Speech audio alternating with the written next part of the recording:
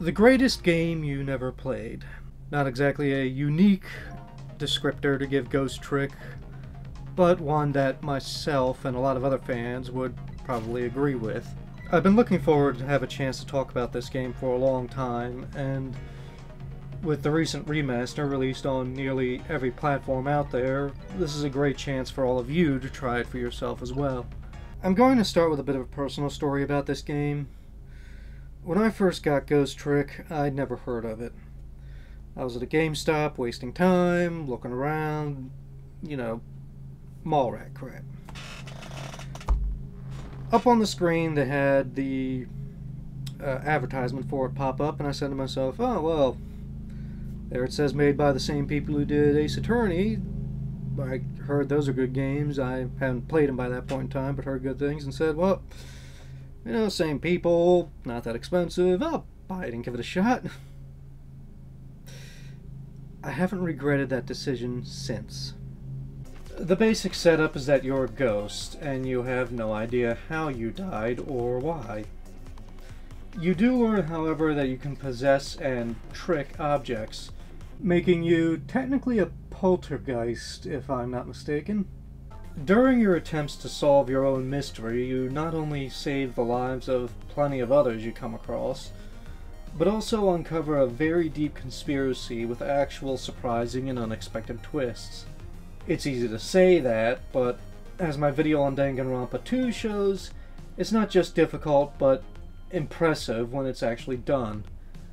I'll be bringing up that game a couple other times as we go on, but there's a reason for that. Your other main abilities are being able to travel through phone lines to get to other locations, and most importantly, being able to link with a recently dead soul and rewind time to 4 minutes before their death, having a chance to prevent it. And as you play the game, you'll realize the story incorporates aspects of how you're playing it to make it feel as if it's unfolding before you naturally. Something that's also noticeable by now, though, is that the art direction of the game is fantastic. On the original release on the DS, all these 3D models were scanned down into fairly heavily pixelated 2D animations, but the fluidity of the animations was mostly kept. This actually led the game to win awards over the art, which makes it interesting to me that it took over 12 years to get it released in an HD format. The new versions released were made in the RE engine, which seems to have only existed for the Resident Evil games up until now.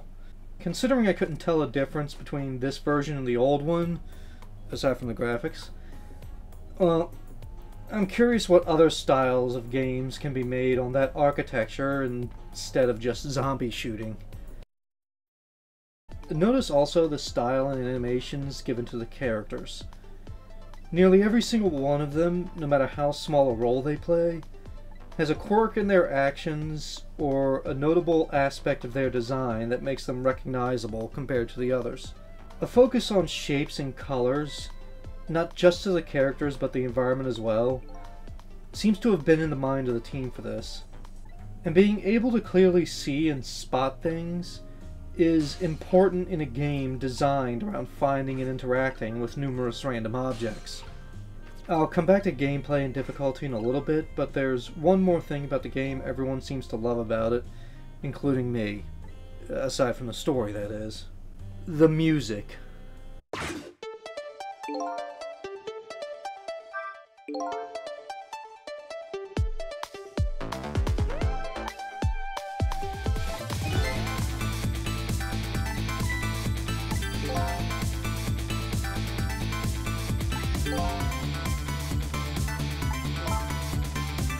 I'll start by saying this.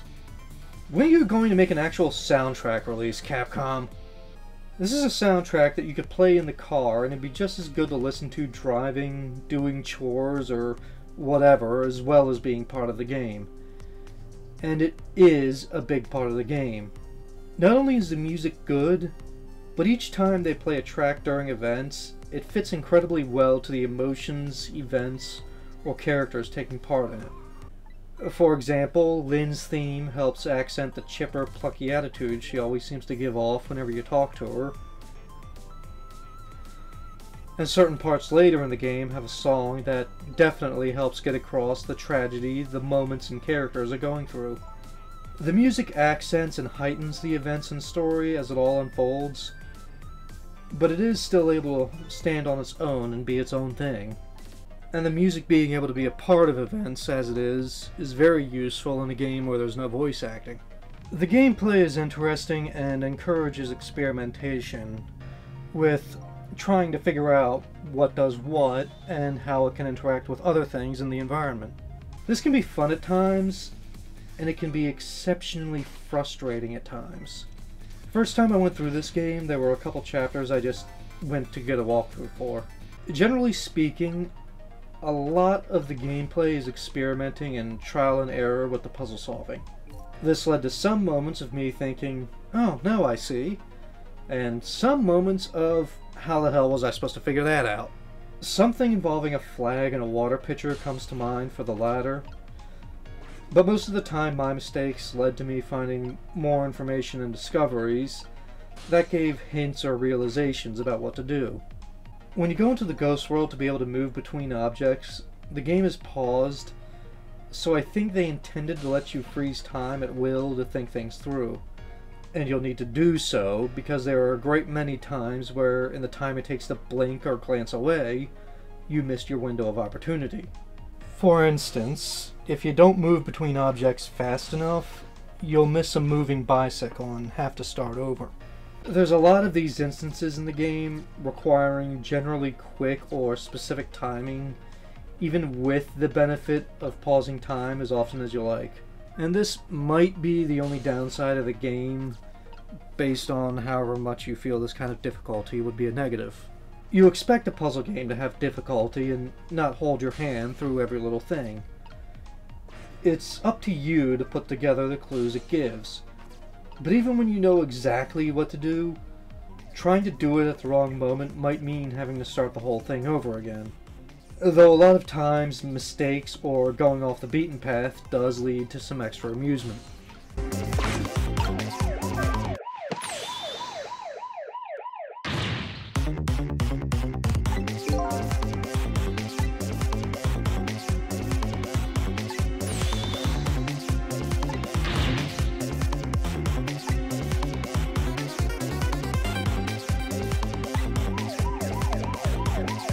I'll illustrate this with an infamous part of the game.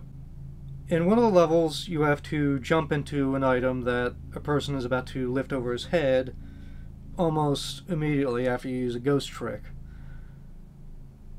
And if you don't get up there in time, you are unable to progress with the level because there is a third item in the ceiling above his head that you have to use that item to get into. It is not very clear, if clear at all, the character is actually about to do this motion, And what makes it worse is the game puts a checkpoint after the time he lifts it out of range and you can't move forward. Meaning that if you don't move into it and don't know what he's about to do, all that stuff, then level failed, you're going to have to start over from the beginning. And it's not like the levels are long, but like I said, this is a remaster.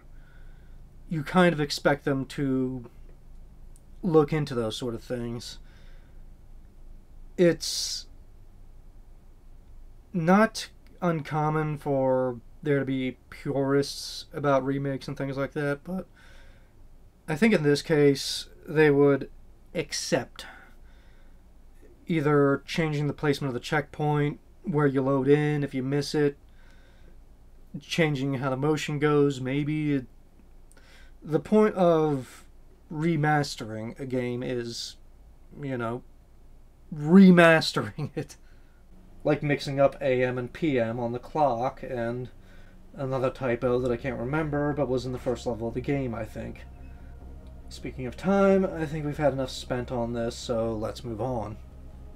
I think in the end, all we're left with now is covering how all this is brought together by the usage of the characters in the story. I'll preface this by saying it takes a few chapters for the plot to start taking shape, and it's not until chapter 6 you start getting hints of how it's connected to your character, Sissel. I'll try not to get too big into the details at this time, but when the time comes for spoilers, I'll let you know. And again, we'll bring them up because the way the writing in the game overall presents the twists and clues is definitely something to learn from in terms of mystery stories and presentation in general. When we get to it, I'll point out how even seemingly random and unimportant characters or events turn out to have importance or a reason for being used. For now, let's start with the non-spoilers and how the early levels start setting up and building things. The first chapter is, obviously, meant to be an in-game tutorial for a lot of the gameplay you'll be utilizing. These explanations come from a lamp named Ray, who not only gives the details on what being a ghost is like, but also helps you save the redhead Lynn from an assassin. Presumably the same assassin that took you out. It doesn't take long for the game to establish that all the blueskins are from some villainous foreign land, and for some reason are targeting not just Lynn, but you as well. Following the trail also introduces you to Camilla, as well as one of the many breakout stars of the game, Missile! I have to say that Missile, Lynn, and Inspector Cabanela, the white coat guy, are the first three that come to mind when I think about how the writing and presentation of the characters didn't just give them style or quirks, but made them memorable. Missile's dialogue sounds completely like something an excited little happy dog would talk like if they could, but we'll talk more about him as well as most of the others later. Like I mentioned before, traveling between locations requires phone lines, and these first handful of chapters actually have Sissel getting slightly lost or off his preferred path and needing to find a way to get to other phones to get back to where he needs to be. And somehow the paths he does cross trying to get back to where he needs to be introduce us to minor characters that still have important places in the story when things start coming together later. It's easy to say there's a lot of coincidences in the story, but as things become more clear, it shows the writing tried to make legitimate reasons for them all to be connected the way they are. When Sissel does get back to Lynn, after fixing a couple more messes, the two of them make an agreement for Sissel to help with a seemingly unrelated task involving infiltrating a prison. Now, I'm brushing over about 6 chapters of puzzles and saving people's lives, but don't get the impression that what I'm not talking about wasn't fun, entertaining, or interesting to play. There are a lot of amusing and funny moments to be had during this time and even afterward, which, intentionally or not, may be what helps distract you from what Sissel's actual stated goals were during the night. He only has until sunrise to figure out who he is and why he died, and while we, the player, might enjoy seeing all the interesting, and sometimes annoying, levels and puzzles, Sissel isn't getting any closer to any answers despite all the frivolous information he's coming across. In fact, being used to not getting much from each level so far might be why the two reveals in Chapter 6 felt like major wake-up calls for the game. And while the action might not pick up consistently from this point, the game pretty much made it clear that from now on, and maybe before, we should pay closer attention. I'm going to share this scene and discuss it before we get into the heavy spoilers. And remember that there's one more scene after this that also gives a little surprise. However, I want you to imagine feeling like things are going nowhere. Everything you've come across is a clue, but you don't know how they fit together yet, or even if they matter. And here's a guard and a prisoner having a conversation, with the music reflecting the soft drama of the scene, as they have a typical "why did you do it" conversation. And then, without missing a beat, the scene reveals something that everyone else doesn't seem to care about, while you recognize it clear as day.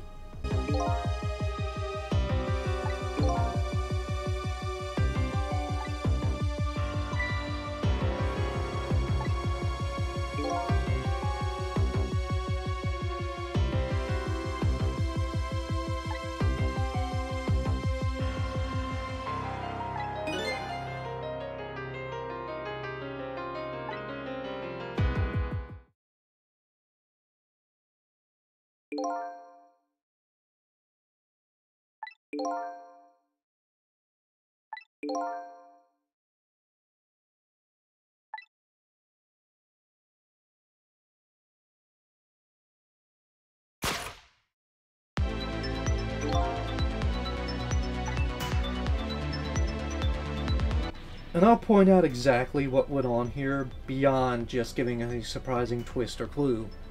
The game itself acted like the reveal wasn't important. No change to the music, no highlight of it until Sissel himself thought about it. But you yourself might have gotten chills or sat up just a bit more when it came along. The mystery game actually gave you the opportunity to discover the clue and think about it yourself. And considering the Ace Attorney games they made before this one, I'm pretty sure the team was practiced enough to be deliberate with that. You will notice a lot of foreshadowing and clues, and there are a lot of moments where this game lets you have an opportunity to come to your own conclusions with what you've uncovered so far. This sequence is a wonderful turning point that really makes you want to play through the rest of it, and see what's coming next and how it all works out, while also clearly showing it wants you to be a part of figuring out the mystery. Even when everything major is explained, a few things are left over in the ending to make your own conclusions about.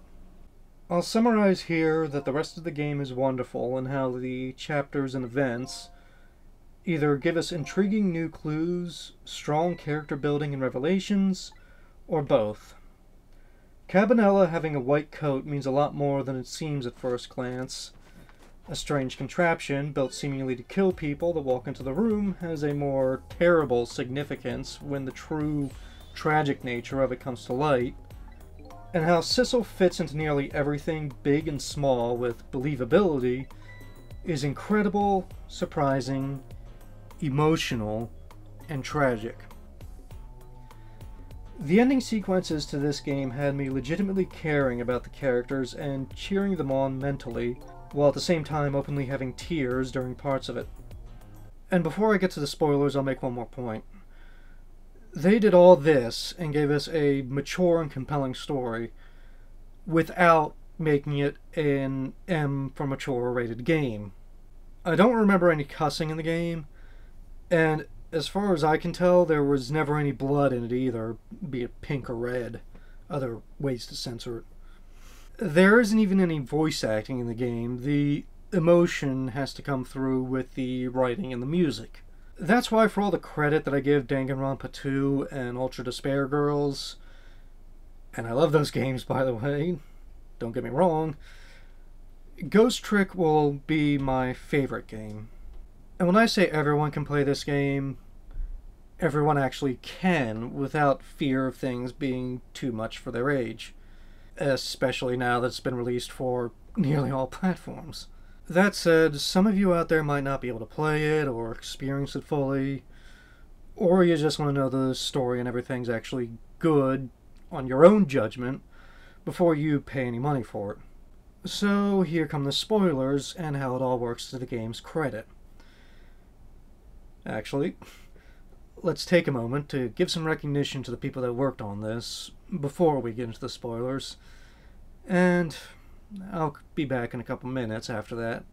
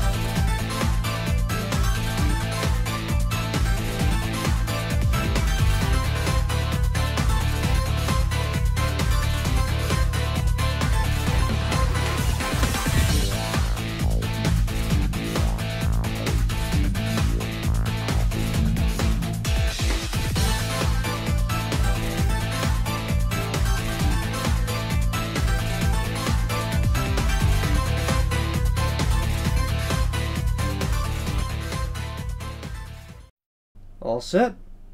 Okay, so here's where things stand at the moment. By the time of Chapter 6, you know that Lynn is being pursued by the police as she's sending you to go find information on a certain prisoner. Between all this, you helped Camilla find an important mystery item while saving Missile's life and inspiring him to do his best to protect his owners.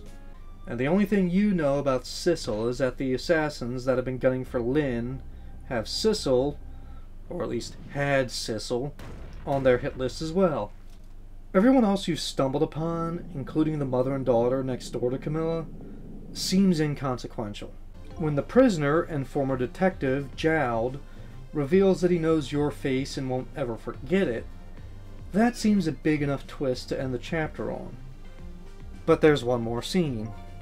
Cabanela is discussing the night so far with the police chief and reveals security camera footage that shows Lynn is the one that shot Sissel, seemingly shaken up or surprised over something he told her. The only thing Lynn tells Sissel about it is that she was meeting him for information on a case she was working on that night, but doesn't remember anything else after that. However, Sissel promises to still help her out, because even if she did shoot him, he still doesn't know the full story, and his mind is a giant blank on everything. Also, Chapter 7 is where we meet another set of blues, Beauty and Dandy, who are, coincidentally, meeting someone for a deal at the same restaurant Lynn is meeting Camilla at. And just to point out, we get to see Lynn isn't just in the game to die a bunch, but as a detective herself, she's not afraid to put her own life on the line to rescue others. From here on, I'm going to take things in little handfuls, not chapter by chapter. There is a lot in this game to experience yourself and at your own pace, and for a while after this point, Sissel and the game focus more on Detective Jowd. It doesn't take long to realize that Jowd is up for execution, and naturally it's up to you to not just stop it, but also help him escape. However, between those 2 points in time, Jowd will reveal that he thinks he still deserves this punishment regardless of Lynn's attempts to prove him innocent. When asked about it, he'll say that even if he's innocent of this crime, he still stole away someone else's life 10 years ago, during a standoff where he was a little overzealous, yet also saved Lynn's life and inspired her to become a detective herself. When asking him what he knows about Sissel, Jowd actually gets a little cagey about you, but tells you a music box he left with Lynn might jog Sissel's memory. It ends with Cabanela putting a stop to the escape attempt, and for some reason giving Jowd a pocket watch as a gift. Jowd, knowing Lynn wanted to take him to meet with the Justice Minister, gives a call to his office and beckons Sissel to head there. He also leaves Sissel one more piece of advice: not to trust others' memories, but to seek what you're looking for yourself. With that, we head off to meet with the Justice Minister, who's unfortunately been struck down by a heart attack. And this is the level where if you don't jump to the water jug, then to the ceiling fan as he's drinking, you'll have to restart everything because of the checkpoint location. His soul and living form during the next couple chapters come off as nervous wrecks. And you quickly discover not only is he the one that signed off on Jowd's execution orders, but his daughter's been kidnapped by Beauty and Dandy to ensure the execution occurs that night. Which you'd be right to wonder why they would need to do that if he signed off on the order to begin with. After saving his life and checking on the phone call, we find two major revelations.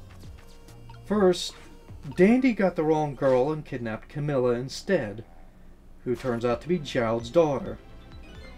Secondly, at some point in time, Camilla had died but been brought back to life. And no, you didn't do it. Her visiting the ghost world lets you talk to her as you have the others that have died, and you find out that while she doesn't remember what happened tonight, she knows all too much about why her father was in prison. For some reason, the person the Blues are dealing with wanted to meet them in an abandoned house. That turns out to be Camilla's and Jowd's old house from 5 years ago. And if the wreckage of the device looks familiar, it's because it's the same setup that got Lynn killed her second time. Only this is one that Camilla made 5 years ago as a birthday surprise for her mother, and something happened to make it fire off a gun instead of party poppers.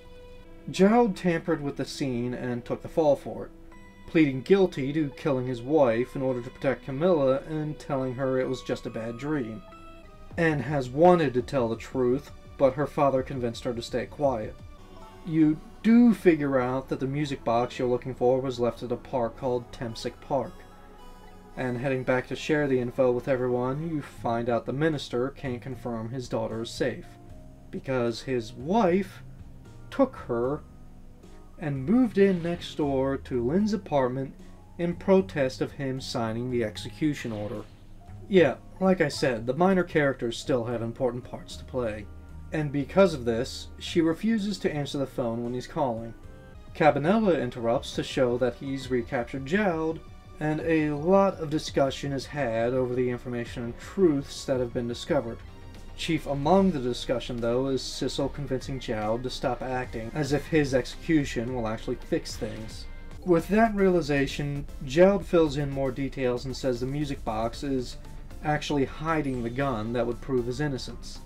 As Lynn runs off to go find it, Sissel is left to find a way to get the Justice Minister to call off the execution and prove his daughter is safe. The level that follows is more of a puzzle surrounded by levity, humor, and some heartwarming moments after the Minister finally gets to talk to his little girl. Not everything in the game is about people dying and trying to stop horrible things, after all. With the Minister finally calmed down, he gives us another bombshell. Cabanela was already investigating the possibility of a manipulator that could control people and things for about a year. The prison was actually meant to house people who did impossible crimes with no motive behind them, making them seemingly victims of the manipulator. However, the Justice Minister didn't really believe it, until one day something possessed him and made him sign Jowd's execution order against his will. Unable to reveal the truth without throwing the justice system into doubt and turmoil, he couldn't tell even the chief detective. But because of Sissel saving him and helping his family, the minister now tells Cabanela the missing piece of his manipulator theory is that they're the powers of ghosts. Suddenly panicked, Cabanela rushes off as Sissel is left to go check in with Lynn at the park. And by now in the game, I'm sure some of you would have already concluded Lynn was manipulated as well, but the reasons why are still a mystery. Speaking of, you go to the park to check in on Lynn and find a random bystander wound up getting killed. Going back to his death, you see this happen.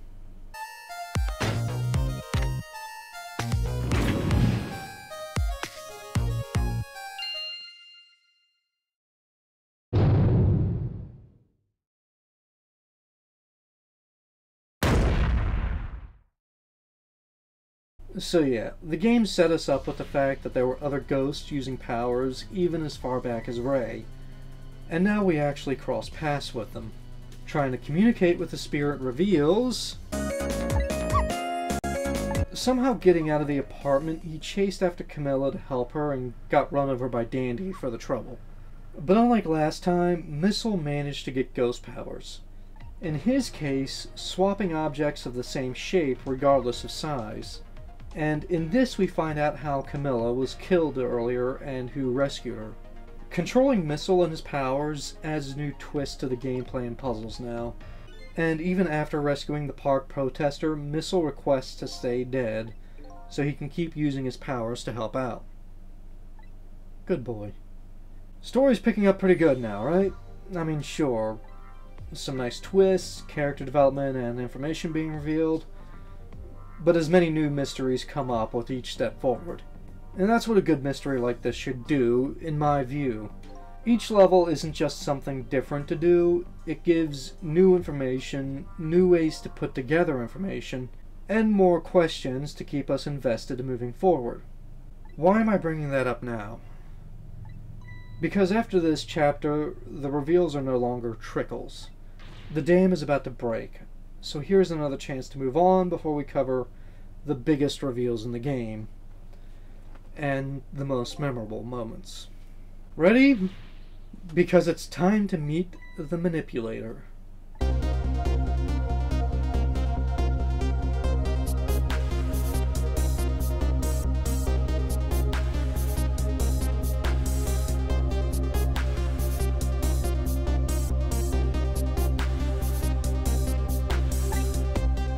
He's now in your body, and he's very quick to prove how much of a threatening presence he is. During his rant, he reveals he's out for revenge against Cabanela, Jowd, and Lynn for an incident 10 years ago. And when you try to save Cabanela, he also reveals he knows you are there and what you've been up to.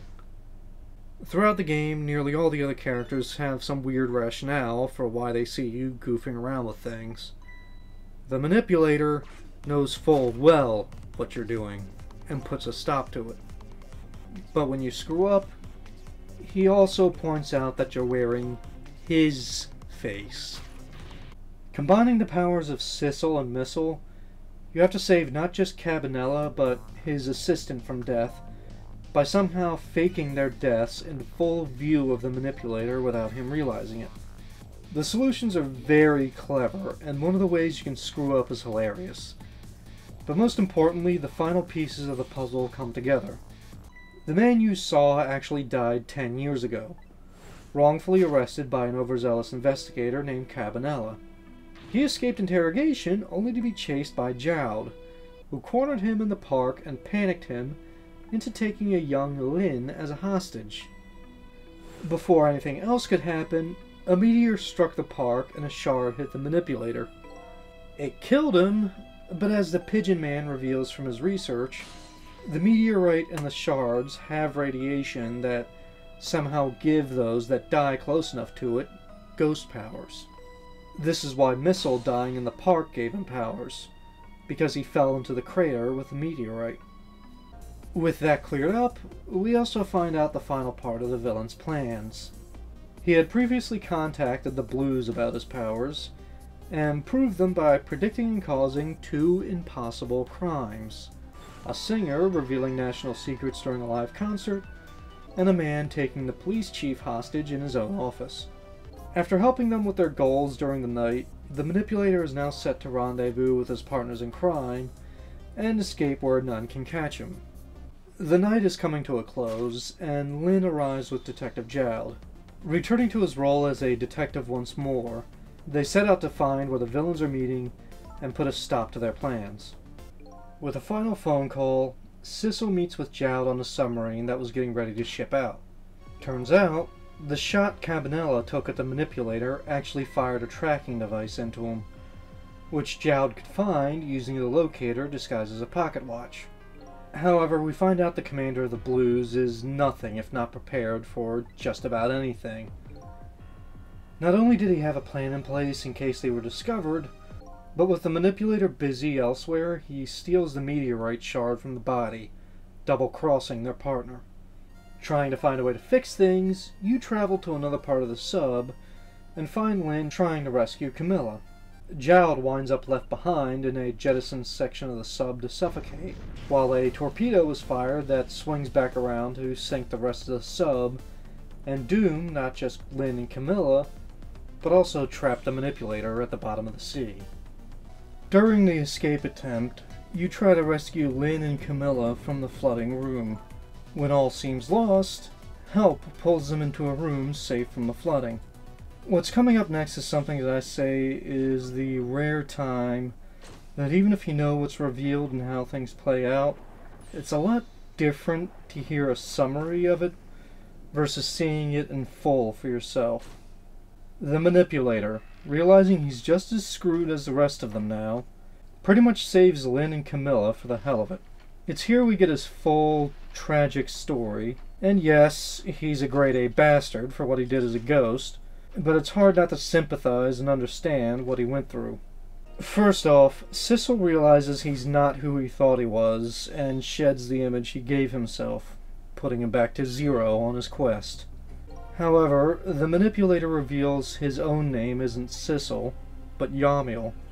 Yamiel also tells Sissel that he'll remember who he actually is real soon, though it won't matter for much longer with them trapped at the bottom of the ocean. So Yamiel shares his story. After he died and discovered his powers, it took time and practice to be able to manipulate his own body, which the meteorite fragment froze in time at the moment of his death. No blood would bleed, and any cuts or wounds would heal fully before they were even formed. Immortal, and with his powers being able to manipulate his own body again, he walked out of the morgue and went to go visit his fiancée. Unfortunately, by this time she had heard he was dead, and loved him so much she went to go join him on the other side. With nobody left in the world, he simply wandered, existing in the land of the living, but not being a true part of it. The isolation led to darkness, eventually leading him to be crushed by the torment of it all. Lynn puts it best when comparing it to the dark prison of the sub they were in now. He cracked, and decided to get revenge on everyone that caused it. Or at least, his twisted mind believed caused it. He made a deal with the Blues to help him in his revenge, and then escape to a staged life he could live. The closest thing he could have anymore. He was the one that caused the machine Camilla built to make an impossible move and kill her mother 5 years ago, so Jowd could suffer as he did. He meant for Lynn to be put in jail after staging the meeting and manipulating her into shooting him, but the Blues wanted complete eradication for everyone, so it was them that sent the assassins to take her out. It's interesting to point out that, to me, knowing the truth about Yamiel, the same sprites are used for his expressions when he or Sissel is talking. However, whenever I see it as Sissel, it feels like he's in contemplation or thought. When I mentally assign the same image to Yamiel, it feels like it's a grim look on his face. Returning to the story, Lynn and Camilla make one last-ditch effort to send Sissel and Missile to where Detective Jowd is, hoping in this desperate hour that something there can help them somehow. With final farewells, the ghosts are sent on a torpedo to intercept the jettison room. Inside, Yamiel is revealed to have snuck on the torpedo with them, and starts to turn a new leaf since Lynn expressed her understanding and empathy toward his situation. And as they inspect Yamiel's body, he realizes what the possibility is, no matter how small, that all of the plots and plans can be ended and things set right. His body no longer has the fragment in it, so it's now just a normal corpse that Sissel can interact with. And linking to the body's core, to rewind to 4 minutes before death, we go to 4 minutes before Yamiel's death 10 years ago. A heartbreaking and terrifying situation for the cast just turned into a brilliant moment of hope, one that's been set up by the writing of the story very impressively through all the chapters previous. We know exactly what's about to happen to the smallest detail, so it's actually a bit easier than the chapters before it. Or at least, we think we know all the smallest details.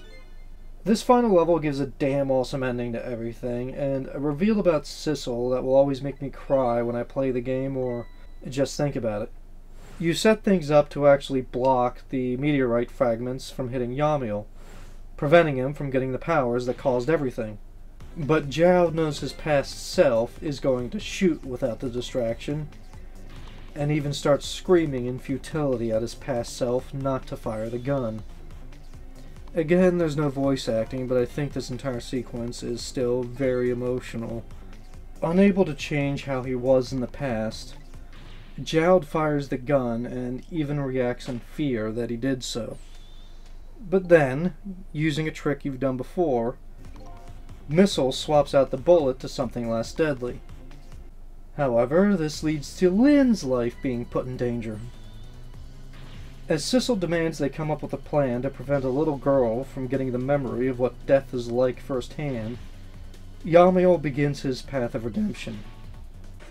Putting things in motion with Sissel and Missile to gain just a few more seconds, Yamiel possesses his past self and nearly gets killed to save Lynn. Miraculously surviving, the fate of all 4 of the characters there that day are forever changed.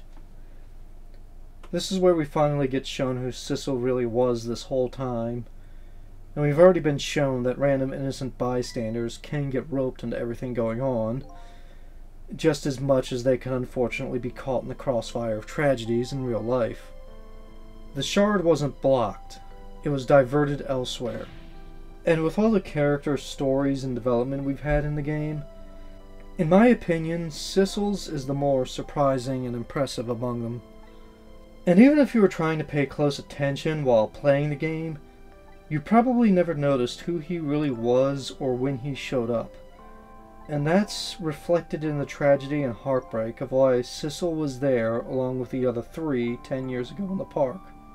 I'm giving a summary here, so let me tell you that it is very, very hard to get across the emotional impact this game has as a whole, and especially with the ending. And if you are an animal lover, this is going to hit hard.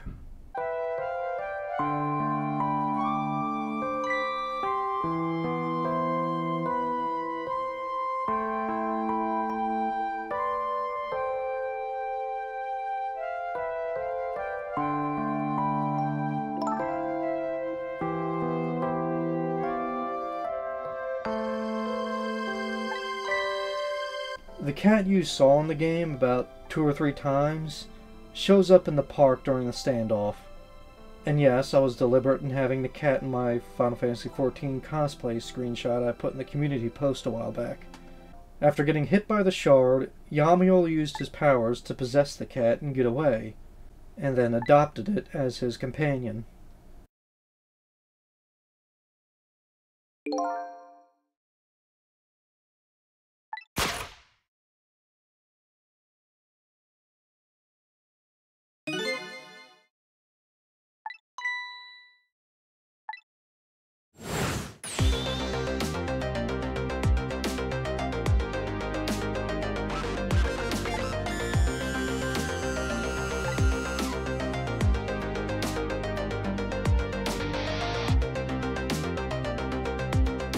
He named it after his lost fiancée, Sissel. In the middle of a horrible event, a small, scared, and lonely kitten came up to them all, begging to be noticed by someone, anyone. Just like he was most likely not noticed by anyone during the rest of the game. Sissel was Yamiel's only true friend for 10 years, and the cat gives some of the saddest lines I've ever seen. Turns out when Lynn resisted Yamiel's control and missed the first shot, it killed Sissel while he was in the handbag. And Yamiel reveals that for all the terrifying power he has, he didn't have the power to travel 4 minutes before a person's death. Or he would have used it to save Sissel and make sure he stayed with him in whatever new life he got. He would have also attempted to save his fiancée, which makes me wonder how Yamiel's ghost actions would have been different. In either case, everyone's fate is changed and we get a wonderfully lovely ending that we deserve in this game. Jowd adopts Sissel instead, and gives him a wonderful home with Camilla, Missile, and Jowd's now living wife. 10 years pass, and Lynn is invited over to celebrate becoming a detective. Jowd and Yamiel remember all the events from the previous timeline, which is why Sissel gets to keep his name. Meanwhile, Yamiel serves a prison sentence that ends that day as well, with his fiancée visiting each day and arriving to pick him up. And who else would Yamiel be painting but a portrait of a dear friend that he has undying gratitude for? But there's one last figure we haven't gotten an explanation for. Ray.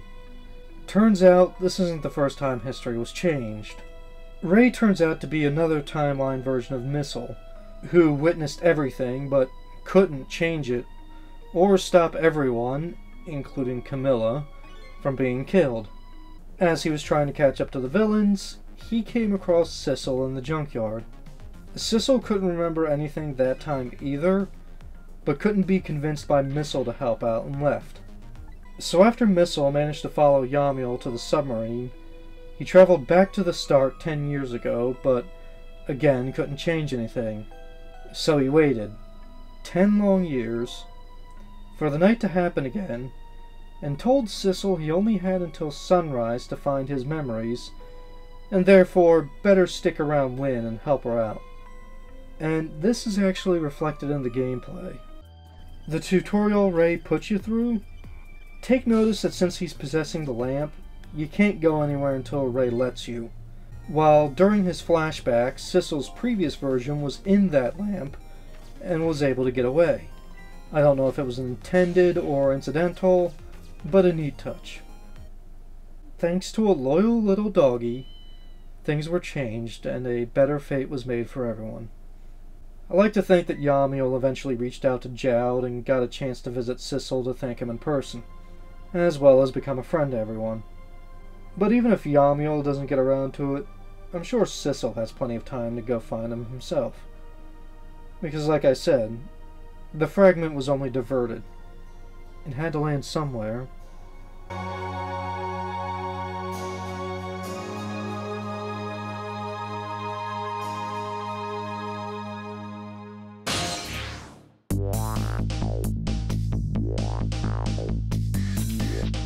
This is one of the best endings I've ever experienced in a game, and it was definitely worth whatever moments in the game got me struggling to find the solutions. For years, I was among those that wanted to release this game on something other than the DS, so it was more accessible and got the better graphics the art deserved. A lot of fans would also love to see a sequel, and I'm among them. It would be damn hard though, not just because of how this game's cast have everything more or less cleanly wrapped up, but how difficult it would be to top the story and emotion this one gave us. This might sound a bit strange, but even with the gameplay being good and interesting, I don't think it's actually going to hold the player's engagement that much without there being a good story and presentation to go along with it. And how you're able to interact with both dead and living characters is not just a part of the gameplay and tied to the story, but also helps make the ending believable and not feel contrived or pulled out of a hat. Which is why knowing all the spoilers can influence your decision on whether or not you want to buy or support the game. The writing of the game is strong, not just for the mystery working so well, but also making it so the characters big and small were memorable for their parts in the story and how they acted. And notice that even if they have exaggerated quirks, they don't revolve around those quirks as if it's the only thing they exist for. In terms of a sequel, there's plenty of mystery still surrounding the Blues, even after what transpired. And while a certain phantom detective that's around might not have much reason to deal with them any further, the source of the ghost trick powers is still out there and being researched. Who's to say another entirely different cast can't get involved with whatever is going on with the Blues? After all, they mentioned they get called odd for their technology a lot. Who else out there has been meeting them? And what kind of fun could a ghost have with a bunch of odd technology? I feel like any sequel is going to have the large hurdle of going up against the story and experience that this first game gave us. Although I'm not saying they shouldn't try. Maybe it won't be as great as this game, but it can still be pretty good, right? Ghost Trick, above so many others, is a shining example of what some of us out there mean when we say video games are an art form. It was made over time and given a lot of care, and that gave us a memorable and emotional experience. I highly recommend this game to everyone, and if so far you've only watched this video or you've seen other people play it online and you don't want to buy it or you don't think it's for you, then maybe at least suggest it to somebody else who might want to buy it and play it, you know? The people that worked on this game definitely deserve your support and recognition. So, what's going to come next? Well, we'll leave that up to you. We'll draw some names out and, well, titles, topics, whatever, but we'll draw a few out and, start up a little poll on the community tab. After a few days, we'll see which one you, the viewers, have chosen to be the next thing I talk about. Let's see here. The Sim Settlements mod for Fallout 4, which, before I started this, didn't have its final, well, I wouldn't say final, but the Chapter 3 update came out recently.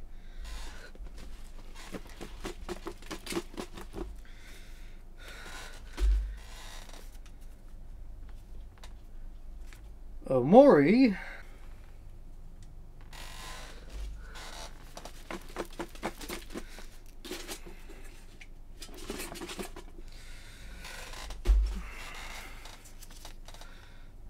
Danganronpa V3, finish off that series a little bit.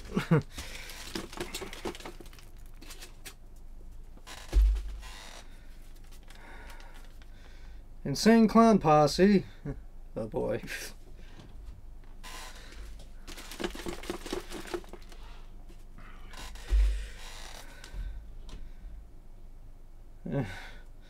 Strategy guides. A fun little idea I had about comparing one of the worst strategy guides I ever saw to one of the best. Let me know which one sounds more interesting to you, and until next time, take care everybody. And as always, please support the official releases, even if they suck.